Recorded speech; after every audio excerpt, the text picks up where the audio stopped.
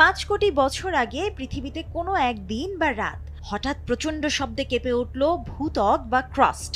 বর্তমানে ভারত মহাসাগর, ইন্দোনেশিয়া এবং দক্ষিণ এশীয় উপমহাদেশের দেশগুলোর যেখানে অবস্থান, 7.5 কোটি বছর আগে সেখানে ছিল টেথিস মহাসাগর।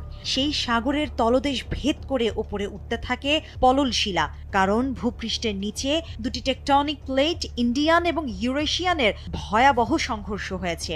ইন্ডিয়ান টেকটনিক প্লেট উত্তরে সরে এসে ইউরেশিয়ানকে ধাক্কা দেয় এবং দুই প্লেটই মহাদেশীয়।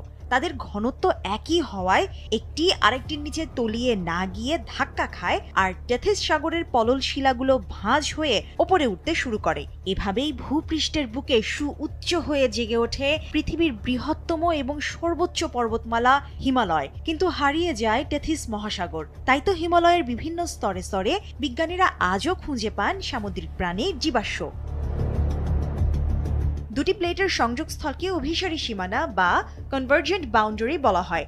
ইন্ডিয়ান টেকটনিক প্লেট আজও সক্রিয়ভাবে প্রতি বছর 5 সেন্টিমিটার গতিতে উত্তরের দিকে সরছে, ফলে হিমালয় পর্বতমালার উচ্চতাও বাড়ছে।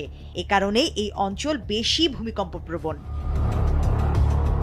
তবে এই স্বাভাবিক প্রক্রিয়ার মধ্যে এক অশনি সংকেত দিয়েছেন বিজ্ঞানীরা। তারা বলছেন, তিব্বতের নিচে ইন্ডিয়ান প্লেট ভাঙছে। ভূতাত্ত্বিক এক গবেষণায় দেখা গেছে, হিমালয়ের নিচে ইন্ডিয়ান প্লেট কোনো একক অবিভক্ত স্ল্যাব নয়, বরং এটি 90 থেকে 92 ডিগ্রি পূর্ব দ্রাঘিমাংশের দিকে ইয়াডংগুলু ও কোনাসাংরি রিফট জোনের কাছে নিজ থেকেই ভেঙে এবং ছিঁড়ে ভূগর্ভের অভ্যন্তরে বা আর্থ ম্যান্টলে ডুবে যাচ্ছে।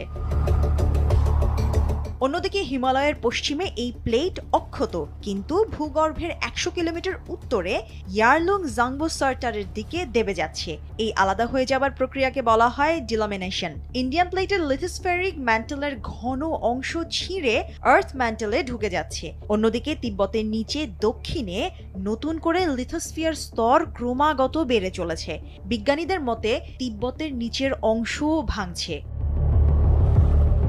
ইন্ডিয়ান প্লেটের অস্বাভাবিকতা নিয়ে গবেষণা করে বিজ্ঞানীরা বলছেন, মহাদেশীয় প্লেটের এভাবে ভেঙে যাওয়া খুবই বিরল ঘটনা।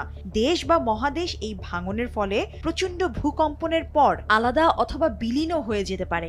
এই পুরো প্রক্রিয়ায় ভূগর্ভ এবং ভূত্বকে যেই ভয়াবহ চাপ সৃষ্টি করছে, এর ফলে ঘন ঘন ভূমিকম্প, এমনকি নতুন রিফট জোন তৈরিতেও এই ঘটনা ভূমিকা রাখবে।